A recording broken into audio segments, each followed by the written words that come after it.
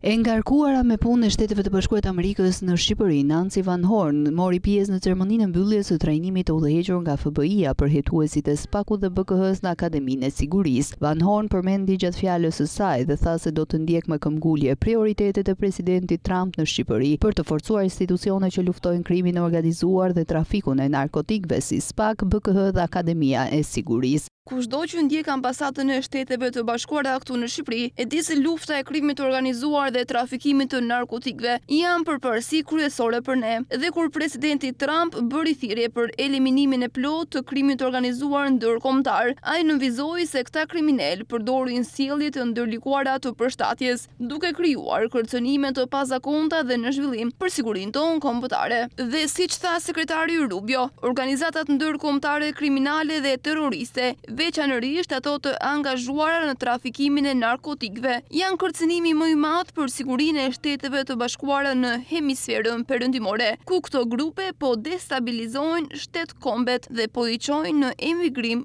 masiv. Ne do të ndjekim me këmbgulje prioritetet e presidentit Trump në Shqipëri, duke forcuar institucionet që luftojnë krimin organizuar dhe trafikun e narkotikëve, si SPAK, Byroja Kombëtare e Hetimit dhe Akademia e Sigurisë. Rrjetet kriminale përfshirë grupet shqiptare që bashkëpunojnë me kartelet e Amerikës Latine, të përmendura nga sekretari Rubio, përbëjnë kërcënime të konsiderueshme për sigurinë dhe përparimin ekonomik të Shqipërisë përmes aktiviteteve si trafiku i drogës dhe pastrimi i parave. Sikurse e keni parë përmes këtij kursi, këto krime po mundsohen nga teknologjitë moderne. Dhe përmes këtij trajnimi, ju tani keni mjete të reja hetimore dhe aftësi analitike për të shfrytzuar të dhënat celulare në hetimet penale. Kjo përmirëson hetimet tuaja, duke siguruar gjithashtu respektimin e standardeve më të larta ligjore dhe etike.